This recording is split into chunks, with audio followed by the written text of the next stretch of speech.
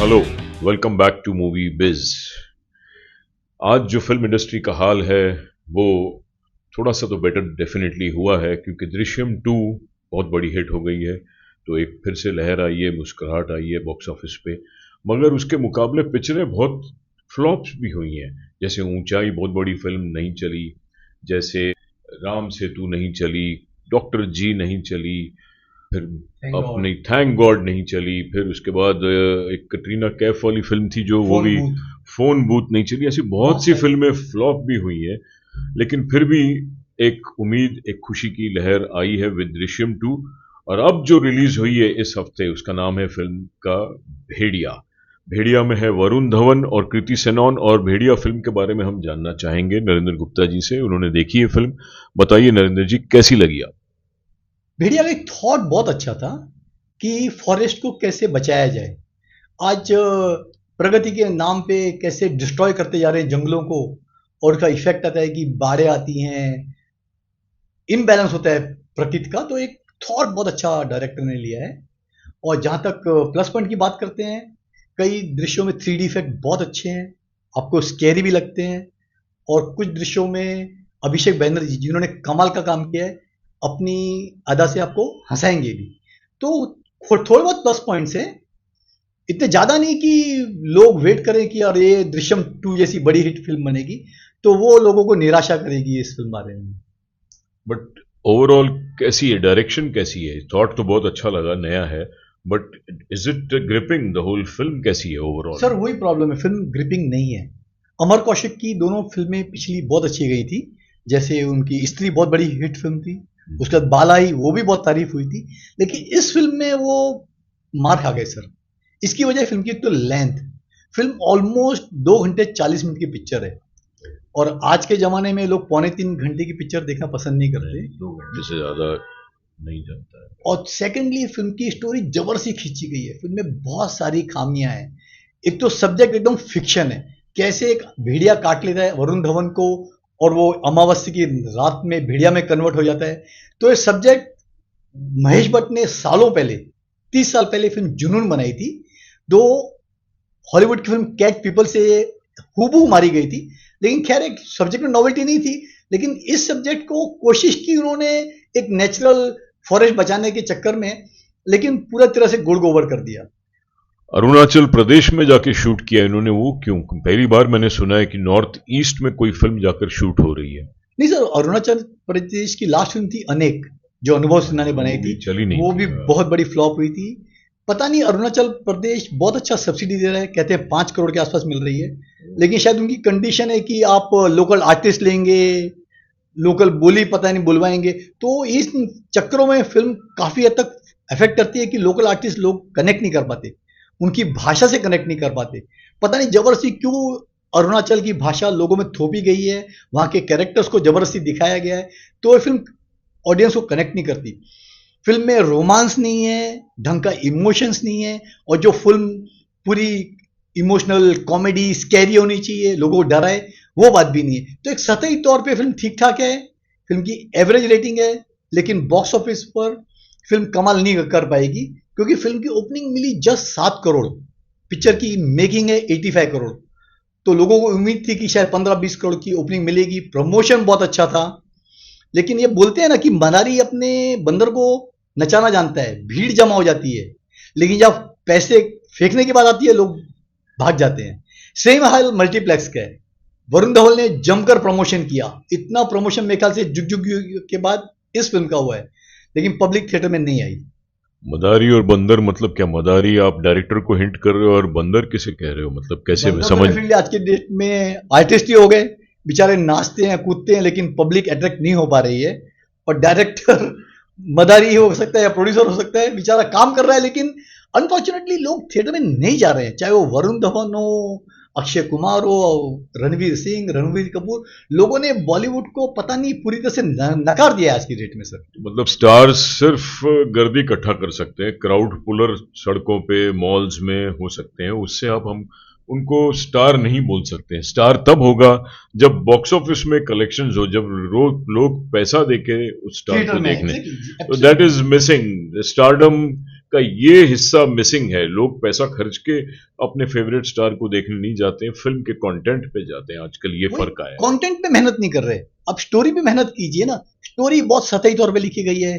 कृति सनोन एकदम junior artist लगती है पूरी फिल्म में। उनका इतना गंदा मेकअप, कैसी विग पहनाई गई है उनको, कैरेक्टर ही समझ में नहीं आता है। एक अभिषेक बैनर्जी जिनका बहुत ही पावरफुल कैरेक्टर है, काश ऐसे कुछ 10-12 सीन वरुण को दिए होते तो फिल्म एक नेक्स्ट लेवल पे जाती थी।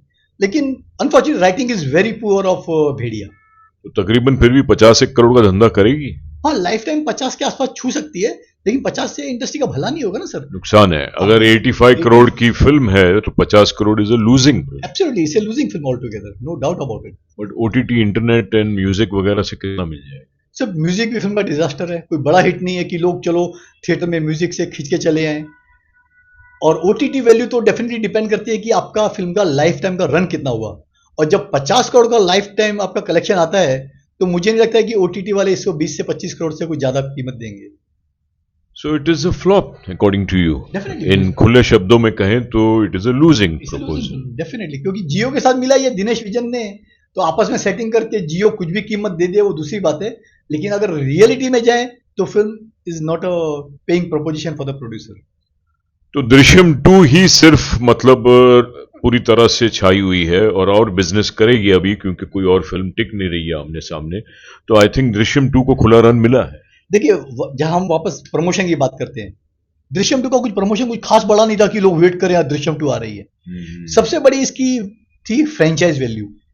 दृश्यम 1 लोगों ने ओटीटी पे 50 बार देखी, लोगों के जहन में हो गया 2 अक्टूबर 3 अक्टूबर की तारीख। अजय देवगन कैसे सब कुछ करके अपनी फैमिली को बचाता है, तो एक स्ट्रॉन्ग फैमिली बॉन्डिंग थी पिक्चर के अंदर। जहां हम ओरिजिनल की बात करते हैं, मलयालम फिल्म ओरिजिनल मोहनलाल की, तमिल फिल्म कमल हसन की, वेंकटेश की तेलुगु फिल्म, तीनों फिल्में वहां पर नहीं चली थी अनफॉर्चुनेटली। लेकिन हिंदी का वर्जन सुपर हिट है ना, एक बहुत बड़ा सरप्राइज पैकेज है। इनफैक्ट पूरी इंडस्ट्री को भी उम्मीद नहीं थी कि फिल्म इतनी बड़ी हिट होगी। मुझे लगता है क्रेडिट अभिषेक मंगत को देना चाहिए, क्योंकि उसने कुछ इंडियनाइज किया है, एक बॉलीवुड का कुछ झामा पहना के उसको बनाया है, इसलिए फिल्म क्लिक हुई है। और मेरे हिसाब से ये 200 करोड़ के ऊपर जाएगी जिस तरह चल रही है। सर अभिषेक पाठक ने मेहनत तो ज्यादा कुछ करनी नहीं पड़ी, क्योंकि अगर किसी ने ओरिजिनल दृश्यम 2 देखी है मोहनलाल की, तो हुबहू frame to frame, scene to scene, dialogue to dialogue खाली कॉपी करके चिपका दिया है। उसमें अगर कोई आप छोटे मोटे जूनियर टेक्नीशियन को भी बोलते ना, तो वो भी फिल्म डायरेक्ट कर सकता था। तो उनका मैं नहीं मानता कि बहुत बड़ा कंट्रीब्यूशन है फिल्म को हिट देने में। मंजे हुए आर्टिस्ट थे, पूरी की पूरी टीम दृश्यम 1 की ली गई है। अजय देवगन, श्रेया शरण, तब्बू वगैरह सब वही के वो, कमलेश सावंत का भी काम। एग्जैक्टली। तो सबके रोल अच्छे थे। तो कुछ डायरेक्टर का मुझे खास कंट्रीब्यूशन फिल्म में नजर नहीं आया। एक ही कंट्रीब्यूशन है उनका कि उन्होंने अच्छी तरह से कॉपी पेस्ट करने में कामयाबी दिखाई। वो भी एक आर्ट है। आजकल के दिनों में जहां बड़े बड़े दिग्गज डायरेक्टर्स भी कुछ कर नहीं पा रहे हैं, वहां अभिषेक पाठक को हमें शाबाशी देनी चाहिए, कांग्रेचुलेट करना चाहिए। He is done a wonderful job. I think film is doing good business. 200 crore का अगर धंधा कर रही है आजकल के दिनों में, जहां दूसरी फिल्में पानी नहीं मांग रही है, तो वी शुड अप्रिशिएट। सर ये 2022 की तीसरी हिट फिल्म है। पहली 250 करोड़ का बिजनेस करने वाली फिल्म थी कश्मीर फाइल, उसके बाद आपकी भूल भुलैया जिसने 185 करोड़ का बिजनेस किया, और तीसरी है दृश्यम 2। 105 करोड़ का फर्स्ट वीक था, और सेकेंड वीक डेफिनेटली 50-55 करोड़ करके जाएगी, क्योंकि भेड़िया बॉक्स ऑफिस पे स्ट्रांग नहीं जा रही है। और नेक्स्ट वीक कोई फिल्म रिलीज नहीं है 2 तारीख को। ओटीटी पे 2 फिल्में आ रही हैं, एक कार्तिक आर्यन की आ रही है फ्रेडी, और एक मधुर भंडारकर की आ रही है इंडिया लॉकडाउन। थिएटर में कोई फिल्म नहीं है, तो डेफिनेटली दृश्यम 2 को बॉक्स ऑफिस का थर्ड वीक में ही फायदा होएगा। और उम्मीद की जानी चाहिए कि फिल्म का 200 करोड़ का जो जादुई आंकड़ा है उसको पार कर जाएगी। मैं यहाँ ये जानना चाहता था कि फ्रेडी में जैसे कार्तिक आर्यन है, तो it is a good product for commercial theatrical release. तो ऐसा क्यों कर रहे हैं कि सिर्फ ओटीटी से ही खुश हैं एंड थिएट्रिकल में नहीं आ रहे हैं? वाई? शायद पहले से इनका ओटीटी से डील था कि हम ओटीटी के लिए बना रहे हैं, तो इसलिए ओटीटी पे आ रही है। लेकिन मधुर भंडारकर की फिल्म डेफिनेटली बनी थी थिएटर के लिए। शायद उनको बायर नहीं मिल रहे होंगे, क्योंकि लॉकडाउन सब्जेक्ट पुराना पड़ चुका है। 2 साल पहले 2.5 साल पहले लॉकडाउन हुआ था, तो लोगों को दिलचस्पी नहीं होगी कि थिएटर में जाके देखें। तो ये मजबूरी है कि फिल्म ओटीटी पे आ रही है 2 तारीख को। बाकी और कौन सी फिल्में हैं जिसपे हम उम्मीद रख सकते हैं कुछ उम्मीद कर सकते हैं कि कुछ रिकॉर्ड तोड़ेगी, कुछ नई बात आएगी, कोई फिल्में ऐसी नजर आ रही है आने वाले दिनों में, इस साल में? 9 तारीख को आयुष्मान खुराना वापस आ रहे हैं एन एक्शन हीरो लेके। प्रोमो ठीक है, लेकिन जिस हिसाब से पब्लिक बॉक्स ऑफिस पे रिस्पॉन्ड दे रही है फिल्म को, कुछ खास उम्मीद नहीं की जा सकती फिल्म से। और सबसे बड़ी फिल्म आ रही है अवतार 2, जेम्स कैमरून की। सर उसके शोज 24/7 है। थर्सडे रात को 12 बजे का पहला शो है और कांस्टेंट रात के 3 बजे 6 बजे 24 घंटे शो चलेंगे। और जहां तक फिल्म की एडवांस और टिकट के रेट्स हैं, मुझे लगता है कि फिल्म की ओपनिंग 60 से 65 करोड़ की मिनिमम होगी फिल्म की। ये तो हॉलीवुड फिल्म की बात कर रहे हैं आप, मैं बता रहा हूँ हिंदी हमारी बॉलीवुड फिल्म का क्या होने वाला है आगे आने वाले दिनों में, इस साल में क्या उम्मीद कर बस सकते एक लास्ट फिल्म आ रही है रोहित शेट्टी की, सर्कस। रणवीर सिंह है और डेफिनेटली जैसे आप लोगों को पता है, फिल्म अंगूर की कॉपी बनाई गई है, रणवीर सिंह डबल रोल में है। अभी रोहित शेट्टी ने गाड़ी वगैरह तो डेफिनेटली इसमें उड़ाई नहीं होगी, ये हार्ड कोर कॉमेडी फिल्म थी। अभी कितना जस्टिफाई करते हैं, जैसे उनकी गोलमाल बहुत अच्छी फ्रेंचाइज थी, अगर अच्छा कॉमेडी फ्लेवर लेने में कामयाब रहे तो उम्मीद है कि जैसे उनकी सूर्यवंशी लास्ट ईयर बहुत बड़ी हिट साबित हुई थी, 2022 में एक अच्छी फिल्म बना के इंडस्ट्री को एक अच्छे नोट पे एंड करें। या we wish Rohit Shetty for his circus. हम ये उम्मीद करते हैं कि जाते जाते हम एक बड़ी हिट देख के जाएं 2022 में, और फिर 2023 भी बहुत बढ़िया हो। So wishing you all the best. एक राजश्री की फिल्म थी ऊंचाई, जी, अमिताभ बच्चन, अनुपम खेर, बमन ईरानी। लोगों को उम्मीद थी कि बहुत बड़ी कामयाब होगी। उन्होंने लिमिटेड स्क्रीन से फिल्म को रिलीज किया, लेकिन unfortunately definitely film family film थी, एक सीनियर सिटीजन लोगों को पसंद भी आ रही है, लेकिन बॉक्स ऑफिस पर कमाल नहीं कर पाई।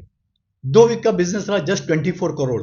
और चूंकि आज फिल्म रिलीज हो चुकी है आपकी भेड़िया, तो उससे भी थिएटर कम होंगे और life time collection maximum 30 crore होगा।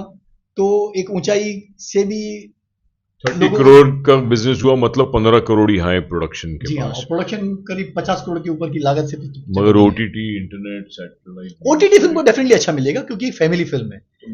50 करोड़ की अगर, तो फिर आई थिंक कवर तो कर जाएगी। It can be called average from box office point of view, box office point of view flop है, क्योंकि बॉक्स ऑफिस देखिए लोग देखते हैं कि 50-75 करोड़ पिक्चर बिजनेस करे, आपको ओटीटी से, म्यूजिक से, ओवरसीज से कितना पैसा इनकम होता है वो मतलब नहीं है। आज एक आम आदमी नहीं देखता है फिल्म 100 करोड़ की हुई कि नहीं हुई, तो एक आम आदमी की निगाह से फिल्म नहीं चली है sir. That is called phenomenal success कि बॉक्स ऑफिस में थिएट्रिकल में बहुत बढ़िया बिजनेस। मगर हम अगर गिने कि भाई कैसे बच गई फिल्म, तो बचते बचते ओटीटी इंटरनेट सैटेलाइट से पैसे लेके एटलीस्ट रिकवर तो कर लेंगे, प्रोड्यूसर रिकवर कर लेगा, नो डाउट। बट वो मजा नहीं है जो हम बोलते हैं कि ब्लॉकबस्टर सुपर हिट। ये है कि चलो हमने गुजारा करके मैनेज कर लिया। और सर कोई भी डायरेक्टर हो, प्रोड्यूसर हो, एक्टर हो, उसकी एक ही ख्वाहिश होती है कि मेरी फिल्म बॉक्स ऑफिस पर चले। ओटीटी पे 50 लाख व्यू है, 1 करोड़ है, उसका कोई मायने नहीं रखता है। उसकी रेवेन्यू इन टर्म्स ऑफ पैसे में कन्वर्ट नहीं की जा सकती, in terms of appreciation. Exactly, पैसे हाँ। भले इनको मिल गए और रिकवर कर लिया, बट क्या इसे सक्सेस कहा जाए, ये एक अलग विषय है, फिर कभी इसके बारे में भी बात करेंगे हम। And wishing you all the best, wishing box office all the best, wishing you all for good 2023. Let's call it a day. Yeah, yes. We'll meet again. Thanks, Rajiv. Thanks. Thank you.